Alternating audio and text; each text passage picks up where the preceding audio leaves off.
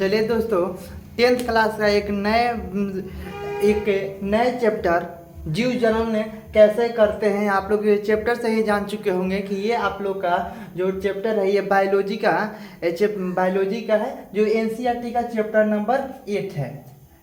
Chapter number 8 है जीव जनन कैसे करते हैं। तो उसमें क्या हम लोग ऑब्जेक्टिव देखिएगा हम कोई भी ऑब्जेक्टिव इसमें का बनता है तो ये ऑब्जेक्टिव के साथ साथ कुछ इसमें का दो मार्क्स का जो क्वेश्चन पूछता है, यानी कि लघु उत्तरीय जो क्वेश्चन पूछता है तो उसके लिए भी अनिवार्य होता है। तो इसको याद कर तो चलिएगा लोग, और आगे चलिए देखते हैं लोग। कह रहे हैं एकोशिकीय जीवों से नए जीवों की उत्पत्ति किस क्रिया द्वारा होती है।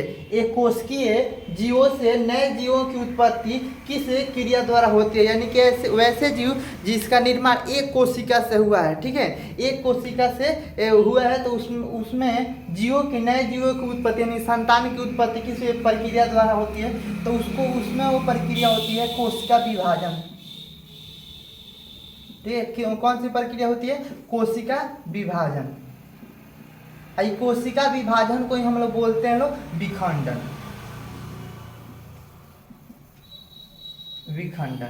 ठीक, तो कोशिका विभाजन को हम लोग क्या बोलते हैं विखंडन। तो आगे हम लोग नेक्स्ट देखते हैं, लोग कह रहे हैं कि कोशिका विभाजन या विखंडन जीवाणु और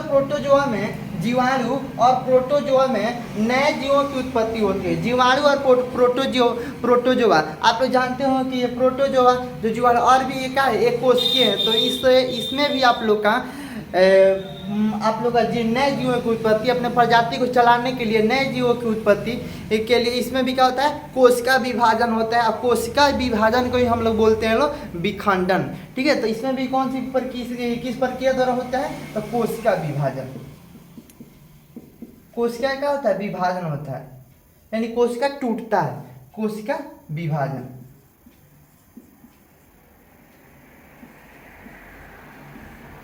आइए अब नेक्स्ट हम लोग चल रहे हैं, लोग कह रहे हैं कि अमीबा में नए जीवों की उत्पत्ति होती है। अमीबा जानते हैं, अमीबा आप लोग का अमीबा का फिगर बनाना ज़्यादा भारी भी नहीं होता है। अब जिस प्रकार इसकी आकृति फिगर से आप बना सकते हैं, तो ये आप लोग का होता है अमीबा हो जाता है। ठीक, इसका अंदर एक राजधानी होता है। तो ये अमीबा होते हैं अपने कूट पादों के द्वारा ये चलता भोजन ग्रहण करता है। तो मतलब ऐसी इसमें अभी इसका ये नहीं जानना है कि अमीबा के बारे में पूरा। अमीबा जनन के इस प्रकार करता है। तो अमीबा नए जीवों की उत्पत्ति कैसे करता है, तो आप तो जानते हो कि अमीबा भी क्या होता है? एक कोशिकीय जीव होता है। तो इसमें भी नए जीवों की उत्पत्ति क्या होता है? कोशिका विभाजन के द्वारा ही संभव होता है। यानी किसी कोशिका क्या होती है? बढ़ती है, बढ़कर इसी कोशिका क्या होती है? टूट जाती है। और मतलब यहाँ पर देख सकते हैं लोग कि मान लीजिए कि एक बड़ा अमीबा है। ठीक, इसको बड़ा मान लीजिए, ये बढ़ता गया, बीच में थोड़ा सा पतला होता गया और पतला होकर एक नए बना लिया। कुछ दिनों के बाद क्या हो जाएगा? दोनों एक दूसरे से अलग हो जाएंगे। तो ये बना लिए नए। ठीक है, एक तो पहला था, दो को कोशिका विभाजन। कोशिका विभाजन में से इसमें क्या होता है? जीव जनन की प्रक्रिया होती है।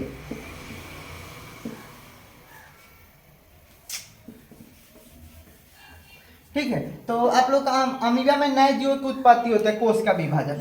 अगर देखिए, अगर ऑब्जेक्टिव में पूछ रहा है कि अमीबा में नए जीवों की उत्पत्ति होती है अगर कोशिका विभाजन न देकर, तो आप लोग उसमें देख लीजिए कि कोशिका विभाजन नहीं दिया तो विखंडन दिया है कि नहीं, तो विखंडन देगा जरूर। ठीक है, तो अमीबा में क्या होता है? कोशिका विभाजन होता है, कोशिका विभाजन। ये सब एक कोशिकीय जीव है। ठीक है, एक कोशिका से बना होता है। देखिए हम लोग क्या होते हैं? बहुकोशिकीय जीव है। ठीक है, बहुकोशिकीय जीव जैसे ये छोटे छोटे जीव होते हैं जो हमें नग्न आंखों से नहीं दिखाई देते हैं, तो ये आप लोग का एक कोशिकीय जीव होते हैं। आगे चलते हैं लोग। मलेरिया के परजीवी, मलेरिया परजीवी या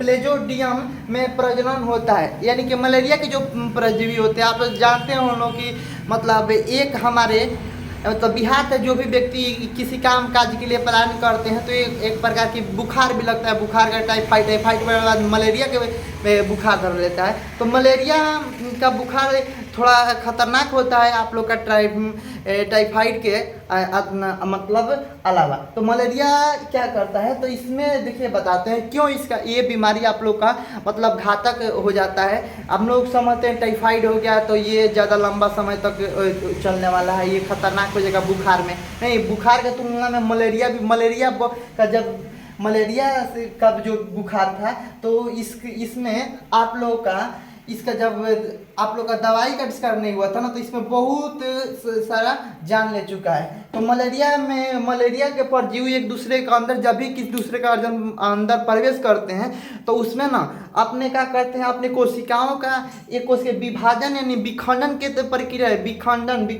टूट जाना नहीं, बहु विखंडन करते हैं लगातार। अपनी कोशिकाओं का करते हैं, एक कोशिका रहेगा उसको तोड़कर मतलब अनेक संख्या में विभाग कर देंगे, तो उसमें क्या होता है, बहुखंडन होता है, बहुखंडन। तो इसी कारण क्या होता है, इसकी संख्या बढ़ते जाता है। हमारे अंदर जो रोग प्रतिरोधक जीवाणु है वो इसको रोकने में या इसको मारने में मतलब अक्षम हो जाते हैं, यानी कि इस प्रकार का काम है। जिस प्रकार देखे कि नहीं, कोरोना में जिस पर कोरोना का प्रवेश करता था तो वो भी अपने जनसंख्या का तुरंत बढ़ाता है, तो उसी प्रकार मलेरिया भी क्या करता है, तुरंत आपका जनसंख्या बढ़ाता है। तो ये देखिए, ये जब भी बुखार के रूप में मलेरिया कहता है, बुखार के रूप में मतलब मलेरिया का बुखार होता है। इसमें ठंडापन, शरीर में ठंडा बहुत ज़्यादा लगता है, बुखार होता है। तो समझिए कि मलेरिया आप लोगों, तो बुखार जब भी हो तो लंबा समय तक मत रोकिएगा, लंबा समय तक रोकिएगा टाइफाइड होगा, टाइफाइड को और लंबा रोकिएगा तो आप लोग का मलेरिया होगा। मलेरिया बीमारी अक्सर आप लोग को गंदे पानी पीने से होता है।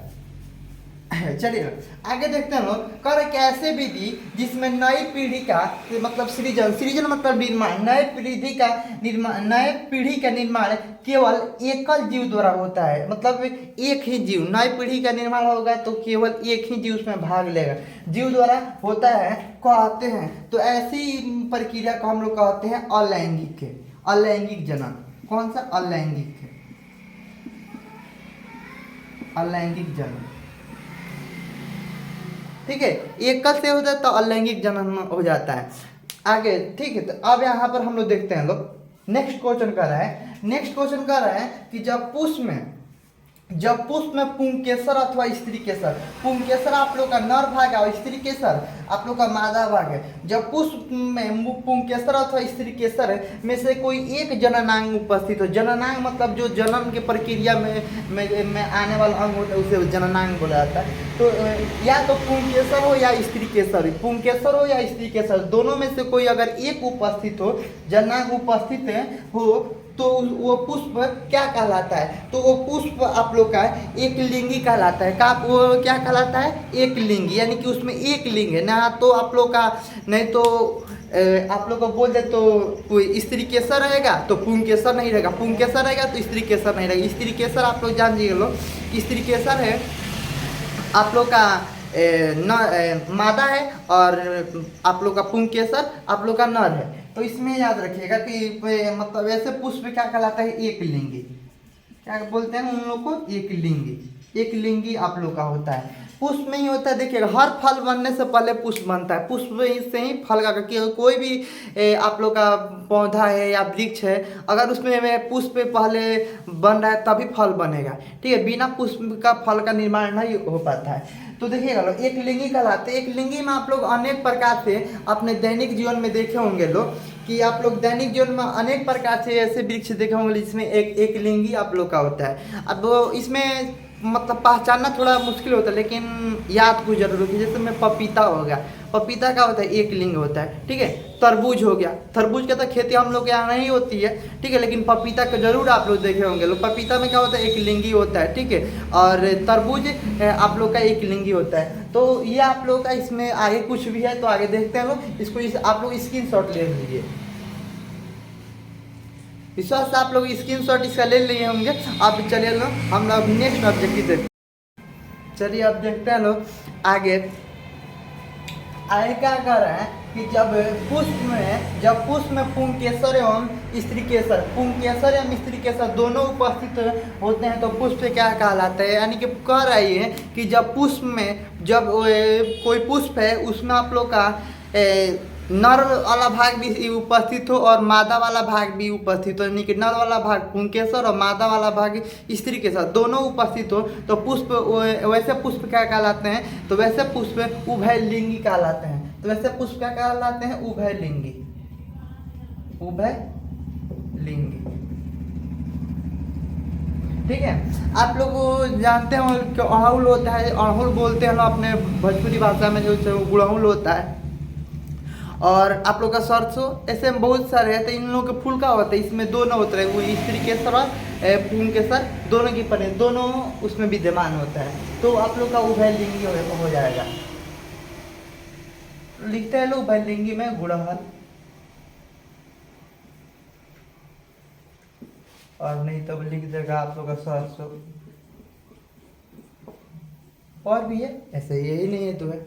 आगे देखते हैं लोग, आगे आप लोग का है कि देखिए यहाँ पर पुंकेसर है, नर जननांग है जो बनाता है। पुंकेसर में क्या बनता है, पुंकेसर नर जननांग है, पुष्प का नर जननांग पुंकेसर है। इसमें आप लोग का परागकण बनता है। क्या बनता है, परागकण। पुंकेसर नर जननांग जो बनाता है परागकण, परागकण। ये क्या बनाता है, परागकण। देखिएगा ये इसका कलर क्या होता है, पीला रंग का होता है। ठीक है, इसका कलर पीला रंग का होता है। इसको आराम से हम लोग पहचान सकते हैं लोग। या आप लोग भी देखे होंगे लोग कि ये कुछ दिन पहले अभी तो बोले कि धान का पौधा है वो पूर्ण रूप से कोई फूट चुका है या कोई नहीं फूटा है, जिसमें फूल अभी लगा है, तो उसमें जाइएगा ना सुबह सुबह या कभी भी जाइएगा तो उसमें आर पार होइएगा तो उसमें आप लोग को देखिएगा आपके शरीर में पीले पीले रंग का कुछ पदार्थ लग जाते हैं, वही आप लोग का होता है, परागकण होता है। तो ऐसे में परागकण को अगर आप लोग को गिरा देते हैं लोग, अगर धान से आप परागकण उसमें गिरा देते, धान से के बाली से फूल से तो गिरा देंगे तो उसमें आप लोग का धान का यानी कि धान पूर्ण से विकसित नहीं होगा। तो वही आप लोग का परागकण होता है। परागकण इसका पीला, इसका रंग कैसा होता है, पीला होता है। ये आप लोग का पीले रंग का होता है, याद रखिए ये पीले रंग का होता है। रंग इसका क्या होता है, पीला कलर का होता है परागकण का। तो परागकण को आराम से पहचान सकते हैं। ठीक है, आप लोग का देखिए यहाँ पर कह रहा है पुष्प का मादा जननांग होता है। पुष्प का मादा जननांग आप लोग को बता रहे हैं उस समय से। पुष्प का मादा जननांग आप लोग का स्त्री केसर होता है। कौन होता है, पुष्प का मादा जननांग स्त्री केसर होता है, स्त्री केसर। पुष्प का मादा जननांग स्त्री केसर होता है। आइए अब देखते हैं लोग, कह रहा है कि नेक्स्ट क्वेश्चन कर रहा है कि अलैंगिक जनन मुकुलन द्वारा होता है। अलैंगिक जनन मुकुलन द्वारा होता है। तो आप लोग बता दें कि अलैंगिक जनन मुकुलन वैसी आप लोग का जनन की प्रक्रिया होता है, जिसमें क्या होता है एक दूसरा जीव जब विकास होता है तो पूर्ण रूप से आप लोग का पूर्ण रूप से विकसित होकर अपने पुराने वाले भाग से टूट कर स्वतंत्र होता है। ठीक है, तो पूर्ण रूप से विकसित होने के बाद ही वो अलग होता है। तो आप लोग को बता दें कि यहाँ पर देखिए लोग, अमीबा में हम लोग जानते हैं अमीबा में क्या होता है, कोशिका विभाजन होता है या विखंडन होता है, या इसी को हम लोग अलग जगह पर लिखते हैं द्विखंडन भी बोल सकता है, विखंडन भी बोल सकता है और द्विखंडन भी बोल सकता है। टूट कर दो भागों में बढ़ जाता है तो इसीलिए इसका नाम द्विखंडन से दे दिया जाता है। ठीक है, तो ईस्ट में दूसरा का नाम प्रक्रिया होता है ईस्ट में ये प्रक्रिया होता है। ईस्ट में आप लोग का मुकुलन द्वारा होता है। ईस्ट में भी आप लोग का ये ईस्ट में अलैंगिक जनन होता है किसके द्वारा, मुकुलन द्वारा। तो ये आप लोग का सी ऑप्शन नहीं होगा, डी भी नहीं होगा, ऑप्शन नंबर डी आप लोग का सही होगा। ईस्ट में प्रक्रिया होता है मुकुलन द्वारा। और इसके साथ याद रखिएगा हाइड्रा में प्रजनन किसके द्वारा होता है, मुकुलन के द्वारा। ठीक है,